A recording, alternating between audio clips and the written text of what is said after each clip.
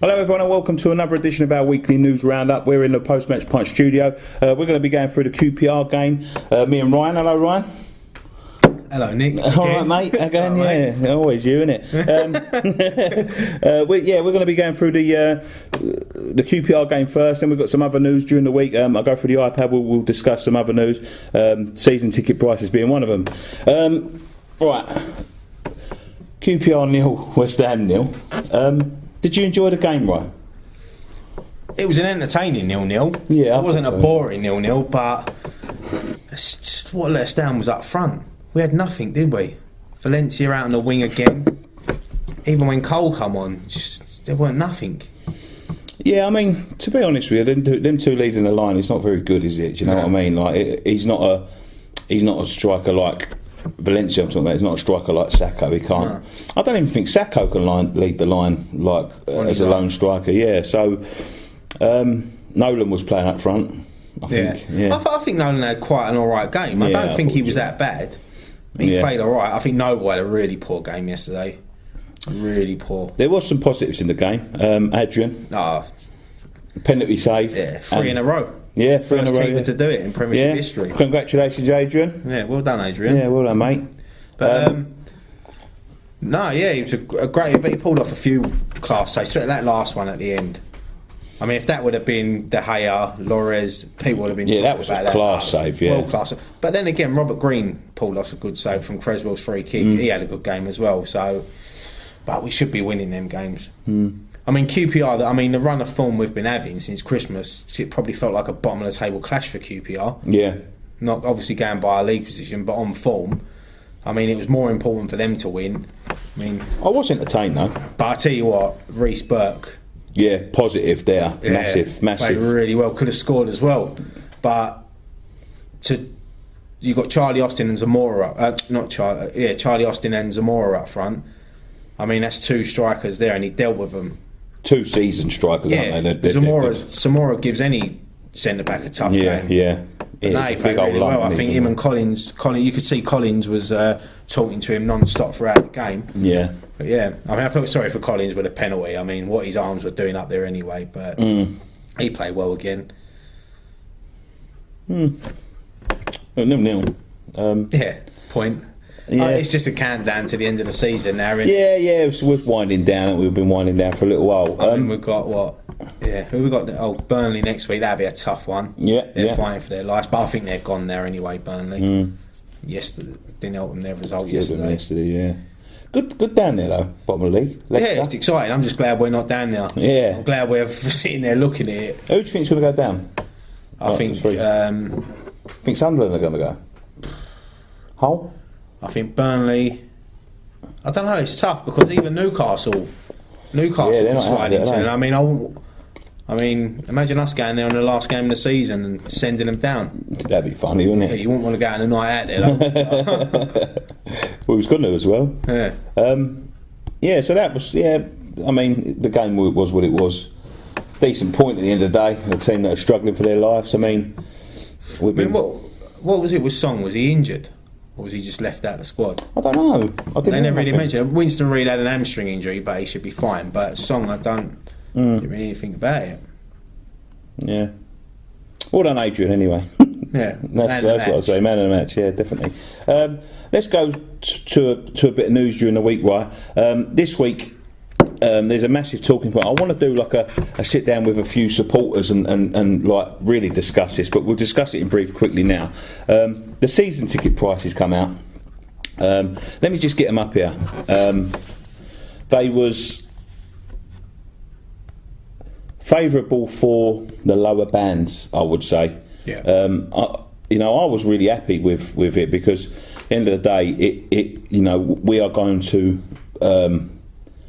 They've delivered on their promise for affordable football. Affordable football, yeah. That Band 5 season ticket is fantastic. Yeah, like they said, 2 adults, 2 kids can go there for a season for 700 odd quid.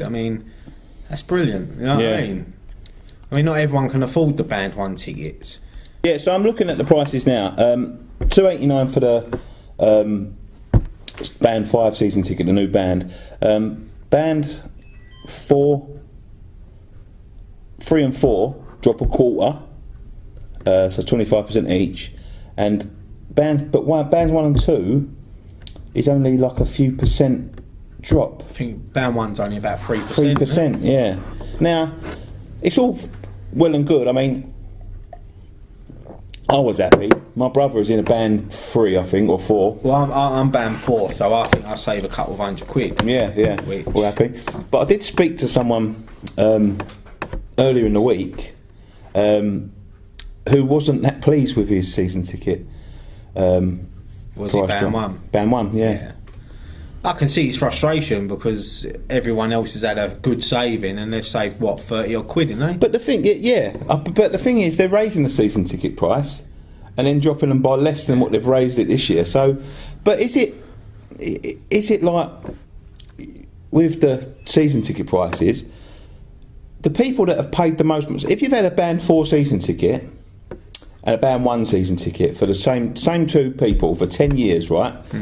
The band 1 season ticket holder has pumped £3,000 more into the club than the people that have band 4 season tickets. Why have they only got? Surely that it should have been spread. Yeah, it should have been even. It should have been the same percentage. I mean, when you look at it, I mean, they're businessmen, and we've only got 4 bands at West Ham. Now they've introduced a band 5, which that band 5 will cover the money that they've reduced off the other ones. So they're businessmen. I mean, it all sounds good, but it is still good, especially they've got to fill up the stadium. I mean, if you can go and watch Premiership football for a season for £250. Me and my son, £388 for the season. There you go. I paid $650 last season to get out there. Yeah. There you go. For me, I paid $645 plus. Well, my daughter's one, about 7. Yeah. It is good, but I can see where the people are coming from. I would be moaning. Yeah, I mean, as I say, I don't want to go into this too much because I want to get a band of people from the supporters advisory board and that to sit down and discuss it properly, and we will do that in the next couple of days or so. It's nice that the rest of the Premier League have taken notice of what West Ham have done. But I looked at the Premier League, what they've said in the Premier League, and a lot of them don't want to change their prices. But I'm quite proud as a West Ham fan that sort of West Ham are making a stand, turning around and saying, like, on the back of the big deal. We discussed this a couple of weeks ago about the prices and that. They've just got the biggest television deal in history. The prices for tickets are massive now. Football's a big business. You can't just keep on getting this money in and just letting the agents and the players have it. It's some ones, it's going to become unaffordable otherwise, for the normal man. Well, it is now, isn't it? I mean, what's the dearest ticket over West Ham? 70 what quid. Was the ticket yesterday? QPR, 58 quid. £58. 55 quid. Well, booking fee for QPR. Yeah.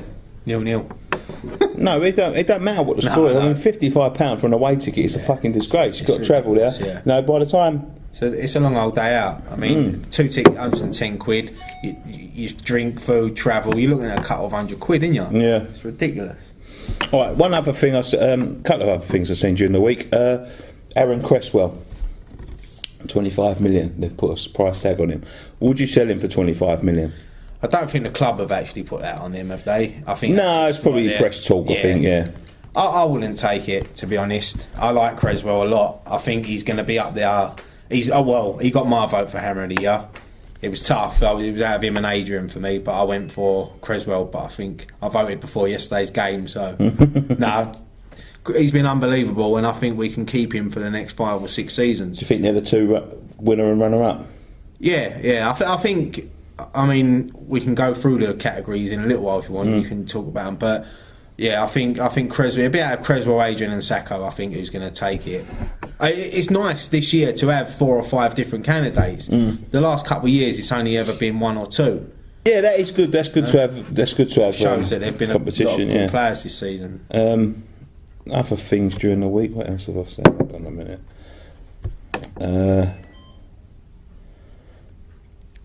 Right. During the week as well, going back to the Olympic Stadium after the season ticket prices were announced, there's been a new sort of stir again. I don't know whether you read this, and if you ain't, I'll explain it to you now. Cheers. They because they've taken money from the public purse, West Ham, they're meant to apply to a European Union for the money.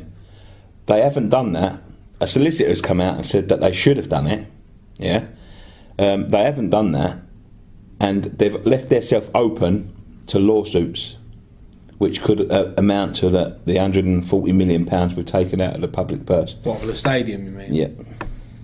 Now, why do we keep on fucking up these fucking simple things? Are they taking the piss? I don't think that's true, to be honest. I don't think West Ham would be that silly. I don't think our chairman and the board would be that silly, especially Karen Brady. I mean, she's business. But we left. No, but you say that, right? I mean, all right. The Tevez affair was not their regime. It was the Icelandics, and they sort of cleaned that up. But since then, we've had a fucking illegible player playing in the FA Cup, left ourselves open to criticism and rumour there. Yeah, but that was Saka. Well, I didn't really think much of that, really. No, I don't think much of it, but it leaves the question, doesn't it? It begs the question. Now this could potentially cost us, I don't know the ins and outs of it. What happens if it does? Pay it. We don't obviously pay it up front, do we? But they'll have to pay it. But I don't... Until the club confirm that, I mean, I ain't going to read much into that, to be honest. I think it's...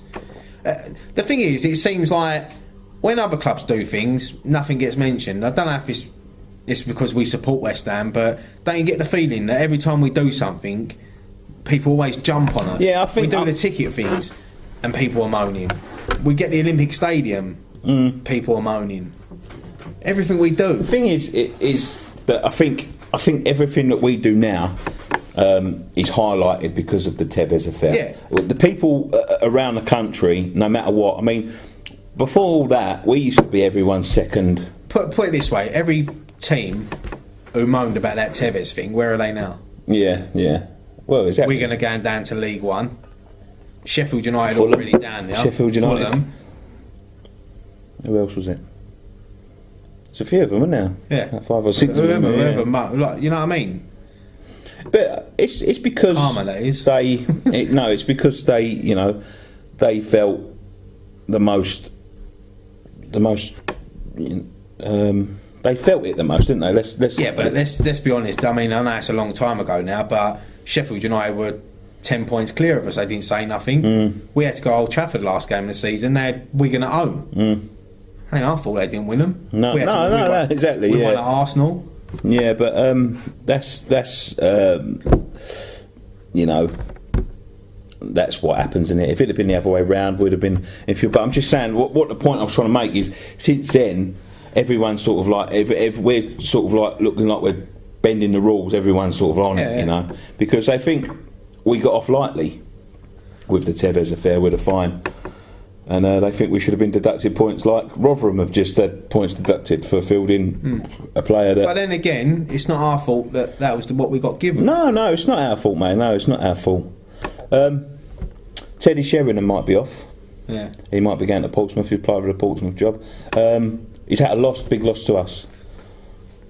Yeah, it does 2 days a week. Yeah, I wouldn't say that. I mean, anyone can do that job. We can get any ex-player come in. We can get Tony Cotties come in and do it. You know what I mean? But good luck to him. I mean, he wants to get into management, and I think it's a good club for Portsmouth. Good club to go to, Portsmouth. It's a shame the situation they're in, but maybe he could go there and attract some good players. Thanks for joining us on our weekly news roundup. We will be back next week with post-match pint against Burnley. The boys will be back, and we'll be back full crew. We'll be back full crew?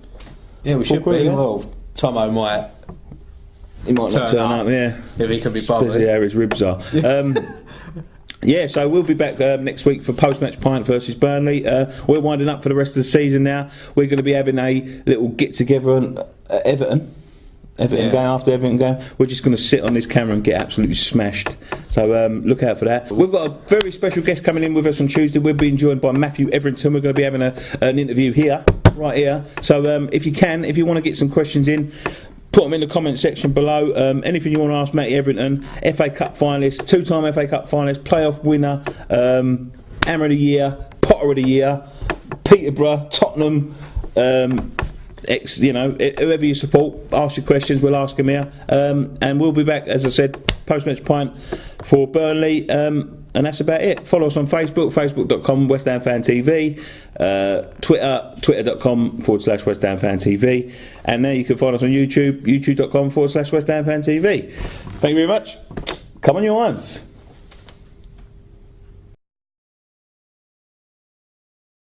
It's a link with Liverpool.